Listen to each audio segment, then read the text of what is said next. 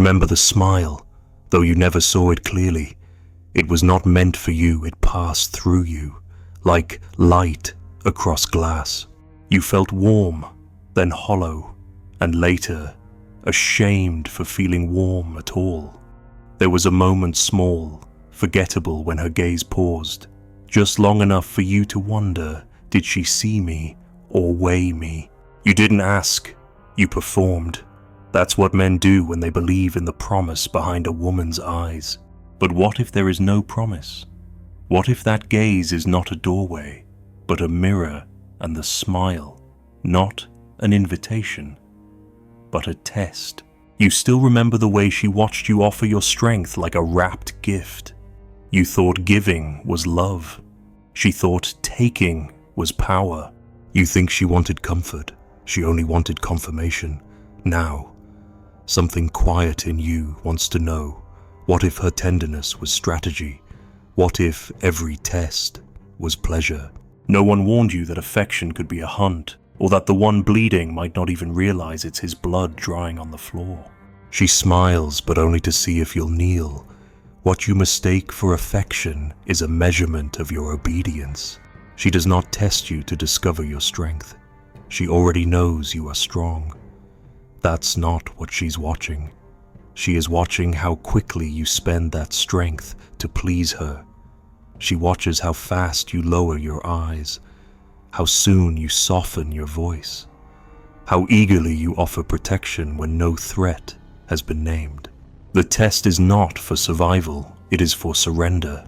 She needs to know if your power can be redirected, softened, tamed, not because she needs it, but because she wants to see if she can. The smile is not affection. It is a curtain drawn between her and her purpose. And you, foolish animal, believe that the warmth means safety. But safety is a fable written by those already conquered. Her smile is measured, calculated, almost mechanical. The lips curve upward, but the eyes watch them, they do not. You think she smiles because she likes you. No, she smiles because she's waiting to see what kind of fool you become in the light of that illusion. You confuse femininity with fragility. That is your first mistake. You see her softness and assume it must be weakness. But softness is not weakness, it is strategy. A blade wrapped in silk. A test wrapped in perfume. And every word she whispers is a thread in the noose you thank her for tying. She does not need to kill you to win. She only needs to make you grateful for your own slow dismemberment. You think she desires love, but listen more closely. Her desire is not for union, it is for proof. Proof that you will bend. Proof that you will offer without her asking. Proof that your pride is elastic and your will is water in her hands. She tests you to see how much you need her approval. Not how much you love her, but how much you need her to love you. It is that need she collects, polishes, counts like coins in a secret chest. Each glance is a calculation. She does not wonder who you are. She wonders who you become when observed. She studies the mutations in your confidence, how your back straightens when she's near, how your jokes adapt to her laugh, how your eyes flicker with desperation in the silence between her words. She doesn't care about your soul. She wants to know if she can move it without touching it. And you call this intimacy. You offer kindness, devotion, chivalry, not knowing you are laying bricks for a throne she never asked you to build. You imagine that she will reward your loyalty, but she does not want loyalty. She wants dominance disguised as helplessness. She wants control exercised through the illusion of dependence. She wants to command without raising her voice. And your worship gives her that throne not because she asked for it, but because you needed someone to give it to. Every gesture of yours is a test you think you're passing. You offer to protect her. She watches how quickly you draw your sword. You promise her forever. She watches how eagerly you chain yourself to your own promise. You kneel and she does not lift you. She does not kiss your forehead. She watches, quietly, coldly, like someone measuring the distance between flattery and power. You keep waiting for softness in return, but the test was never about mutuality. It was about gravity. Would you fall? Would you orbit? Would you self-erase? And you did. She does not love you. She loves watching you dissolve in proximity to her mystery. She loves the flicker of confusion in your eyes when you cannot find the line between kindness and manipulation. She loves the way you doubt yourself after every conversation. You think you're building something. She is only observing erosion. And she smiles not because she is cruel, but because she is entertained by what men become when they mistake performance for connection.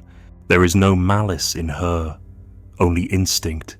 The instinct to test, to assess, to collect reactions. And the more you respond, the more you offer, the more you adjust, the more you cease to be real. You become reactive, malleable, predictable, and thus unworthy. The tragedy is not that she tests you. The tragedy is that you participate without knowing you're being examined. You bring your most honest truths to her feet, and she picks them up like shells at the edge of the sea, turning them in her hand, wondering which one will break first. She does not ask for your vulnerability, but once you offer it, she will see how deeply it can be buried. You cannot win this game because it is not a game. It is a mirror, and you are the one polishing it, hoping it will reflect love. But all it reflects is your own thirst, your hunger to be chosen, your willingness to perform. And the irony is, the more you try to prove your worth, the more you prove you have already forfeited it. She will not stop you. Why would she? You are giving her everything: attention, adoration, validation, and calling it leadership. She doesn't need to lead, she only needs to test. And when you pass, she discards the test. Because what she truly desires cannot be revealed, only provoked. Not a man who kneels, not a man who reacts, but a man who remains still. You see, stillness frightens her, not because it is dangerous, but because it is unreadable. She cannot test what does not flinch. She cannot control what does not chase. Stillness is the only disobedience she cannot calculate. But you never offered her that. You offered plans, gifts, promises, flowers. You thought you were building trust. She was only building data, a map of your emotions, a catalogue of your reactions. And now she knows you better than you know yourself because you gave her the script and asked her to applaud. And she smiled, because the gloved hand was never meant to strike. It was meant to caress you just long enough to see if you would melt, to see if your spine could be softened into size, to see if your need would bloom beneath the illusion of grace. And it did. Now, she does not hate you. She simply no longer sees you. You passed her test, and in doing so, failed yourself. Every gift you gave was a brick, every silence, mortar, and now she watches from above what your need built. You thought love was something you give. You never questioned that instinct because you were taught that giving makes you noble, that self-sacrifice makes you worthy. So you gave time, words, silence, apologies you didn't owe, promises you couldn't keep. You thought love was an altar and you were the priest, but you were wrong. You weren't building a home. You were building a throne. Every time you chose her comfort over your truth, every time you swallowed your instinct, every time you quieted your hunger, you laid down another stone. You thought you were laying a foundation, but she was watching a monument rise. You never noticed how tall it had become. Not until you looked up and realized she no longer needed to look down. She could sit above you now, examine you from a distance, detached, unmoved. You built the steps with your vulnerability. You paved the path with your eagerness. And the higher she sat, the smaller you felt. The more generous you became, the less she had to offer. You turned the relationship into a temple, but only one of you ever knelt. You didn't mean to disappear, but every time you wanted something and didn't say it, a part of you died quietly. You told yourself you were being patient, but it wasn't patience. It was self-erasure. You turned yourself into a vessel for her desires, and she filled it, not with love, but with expectations. You called it devotion, but she saw a vacancy, a man so desperate to be loved that he would abandon himself for a chance at being chosen. The most dangerous kind of woman is not the one who wounds you. It is the one who watches you wound yourself and says nothing. She lets you bend. She lets you give. She lets you shrink in the name of harmony, because it amuses her to see how far you'll go. Not because she wants to harm you, but because she wants to see if she can. And when she finds no resistance, she builds her palace from your silence. You think this is rare. It is not. This is how power disguises itself in love. It does not demand. It observes. It does not dominate. It waits. It lets you offer everything so that when you finally ask for something back, you feel unworthy of it. You think I've already been given the chance to love her, isn't that enough? And that thought, that quiet whisper is the final stone in the throne. That is when you've lost. She sees everything. She remembers what you don't. She remembers the first time you adjusted your opinion to match hers. The first time you stayed quiet when she disrespected you in front of others. The first time you apologized for making her uncomfortable with your honesty. She collects these moments, not because she's cruel, but because they tell her what kind of man you are. Not the man you pretend to be, the man you become under pressure, the man you become when the test is silent, invisible, unwinnable. And you tell yourself stories. You say, she's been hurt before. She needs time. I'm different. I can be the one to heal her. But this is not healing. This is decay. You are not loving her. You are disintegrating in front of her, hoping she will find you noble for doing so. But she does not want your nobility. She wants your absence. She wants a man so dissolved that he cannot threaten her illusions.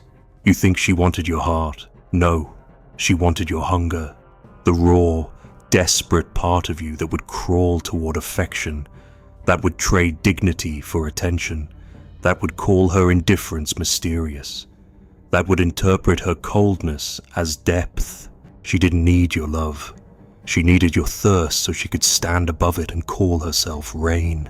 Every time you withheld your truth to protect her feelings, you gave her more power. Every time you pretended not to notice the manipulation, the contradictions, the guilt disguised as care, you gave her another crown. You told yourself, love requires work. But this was not work. This was worship. And she was no god. And still, you gave. You gave until you forgot what it felt like to want without shame. You gave until your backbone became a bridge she could walk over. You gave until you believed your suffering was proof of your love. And she never asked for your pain. She only watched it, studied it, learned what moved you, what silenced you, what broke you, not to help you, but to understand the architecture of your submission. She knows exactly how to lose respect. It begins when you stop being unpredictable, when you stop saying no, when you soften your tone before disagreement, when you offer your past as an apology, your boundaries as an inconvenience, your masculinity as a threat to be managed. She knows you are no longer a man. You are a servant wearing confidence like borrowed armor. You have traded essence for permission, and that trade cannot be undone. Now, you sit at the base of a throne you built. You wait for attention. You crave acknowledgement. You hope for validation. But she has none to give, because the more you gave, the less she saw you. You became background, a function, not a force. a solution to her boredom, not a mystery to be encountered. And the irony is brutal. You gave everything to be loved, and in doing so, became unlovable. You were never required to prove yourself. You were required to remain, to resist the test, to stand when kneeling was easier. But no one told you that love, when used as a currency, turns both giver and receiver into debtors. You thought your sacrifices would buy her affection, but affection bought is affection resented. She cannot admire what has no cost. And if your soul is always on sale, what value can she assign to it? You were not defeated, you were discarded, not because she is evil, but because she is honest with her instincts. She desires power, and the moment she feels it fully, the moment she knows she has you, she cannot desire you anymore. She may pretend, she may keep you near, but only as a reminder of what was conquered, not as a partner, not as a man. She sits above you now, not with cruelty, but with certainty. You put her there. You trained her to expect devotion without exchange. You taught her that your love is unconditional, which means, ultimately, unusable. A love that tolerates everything is respected by nothing. And now you see her laugh, not at you, but through you. The way one laughs at an echo of something once alive. There is no throne, only the echo of your own kneeling, and she hears it louder than you do.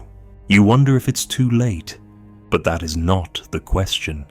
The question is, who are you when no one is watching, and would she still test you then? At last, you realize it was never about you. Her tests were not for love, but for the pleasure of watching you hope. You wake up and realize the room is still warm from her absence, not from her presence.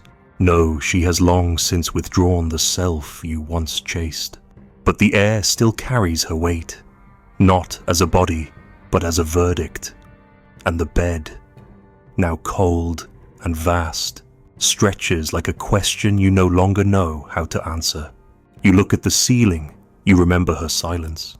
You remember the way she once stared at you while your hands reached, not for her body, but for her permission to exist. She did not want you. She wanted the theater of your hope, the rising pitch of your voice when she fell quiet, the gentle panic in your gestures when her warmth flickered, the offering in your eyes every time she looked bored. Your desire was her mirror, not to reflect herself, but to feel the scale of your hunger. She did not need to feed. She needed to witness. That was the nourishment, the slow, trembling unraveling of your dignity in the name of imagined connection. You told yourself she was different. Of course you did. You gave her a name shaped by your loneliness. You did not meet her. You selected her from the fog of your own longing and assigned her divinity. And in doing so, you made her less human and more altar. She did not ask to be worshipped. But once you began, she accepted the offerings. Who wouldn't? You knelt in front of her spirit, not her truth, and she let you. Because the spectacle of a man shedding his armor not for survival, but for access is a rare and seductive thing. It is not your body she wanted. It was the moment your soul leaned forward and said, I am nothing without you. That moment, that confession, that irreversible self-inflicted diminishment that was the peak. That was the final test passed. And once passed, you became obsolete. Understand this now. The test was never about love. It was about gravity. Could she pull you out of orbit? Could she distort your center? Could she watch your gaze? Once sovereign, now circle only her silhouette. That was the prize. Not your loyalty, not your affection, not your endurance. It was the shift, the surrender, the collapse. She did not want you dead. She wanted you to offer yourself while alive, aware, conscious, trembling, and then vanish into servitude. Even now, you do not grieve her. You grieve your reflection in her eyes, the image of a man you hoped she saw. You missed the man you imagined she needed, but she never needed anyone. She needed a canvas, and your soul was willing to be painted over, erased, redrawn as long as the brush felt warm. You remember the laughter, her laughter. It was not cruel, it was distant, the sound of someone enjoying a performance that had run too long. You thought it meant joy, it meant boredom, and boredom is the final breath before dismissal. You think you failed because you were not enough? No, you failed because you gave too much, too soon, too loudly. You think you loved her too deeply? No, you loved yourself too little. And that vacuum, that absence of self, became the stage where she performed her power.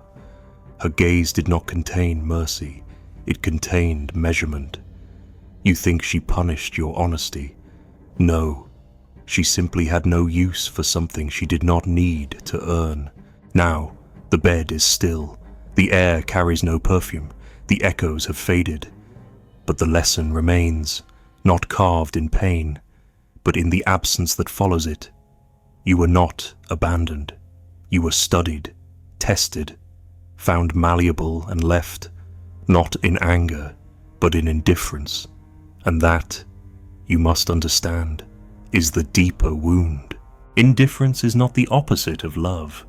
It is the proof that love was never the game. You brought love, she brought examination. You built altars, she brought scales. You sang hymns, she recorded reactions. And now the ceremony is over. You sit in the ruins of a cathedral no God ever visited. You realize the sermons you gave were only echoes. You were alone the whole time, not because she was absent, but because you were performing in a one-way mirror. She watched, she collected, she learned. And when you were fully mapped, when your triggers, your yearnings, your deepest guilt had all been filed away, she stepped back. She did not leave a note. She did not owe you one. You search for closure, the last page, the final word, the missing explanation. But closure is a fantasy of the betrayed. There is no final scene, only the ongoing silence, and the understanding that the silence is her answer. She does not hate you. She does not miss you. She simply knows you now. Knows how quickly your pride folds under affection, how easily your identity twists itself into shapes that fit inside another's palm, how deeply your soul confuses attention with meaning. You are not broken, but you have been unmasked, and now you must live without the illusion. That is the true aftermath, not heartbreak, but the revelation that the man you became in her presence was not a man at all. He was a sacrifice waiting for an altar, and once consumed, he vanished. You still carry the ashes. You still dream that maybe she'll remember something a moment, a phrase, the time you said you'd stay even when she turned away. But she doesn't remember that. She remembers the moment you stopped being mysterious, the moment your gaze dropped, the moment she no longer had to wonder. That's when the bed became cold. That's when God left. Because gods do not dwell in places where worship is unconditional. They dwell where mystery survives, where devotion meets resistance, where love is given with spine. You forgot that. You are not a monster. You are a man who believed the test was for affection, but it was for control. You failed not because you were weak, but because you were willing, and willingness, when stripped of discernment, becomes servitude. Now, you do not seek revenge, you seek recovery, but there is nothing to recover, only something to remember. And it is this: never kneel again without knowing who placed the throne. Let the bed stay empty, let the silence ring. Let her smile echo in your skull like a bell that no longer chimes. And when the next test comes, because it will, do not resist. Do not explain. Do not apologize. Just watch, because stillness is the only disobedience that leaves them hungry. And perhaps, just perhaps, it is the one gesture she was never prepared to admire.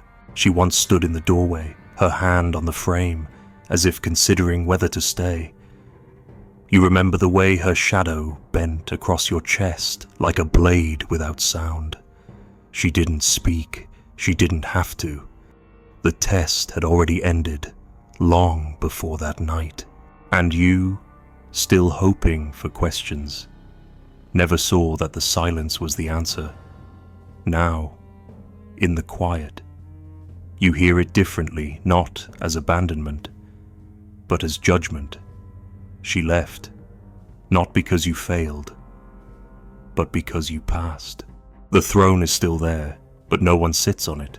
The offerings have turned to dust, and somewhere in the night, a new smile forms behind closed doors, waiting for the next man who dares to kneel.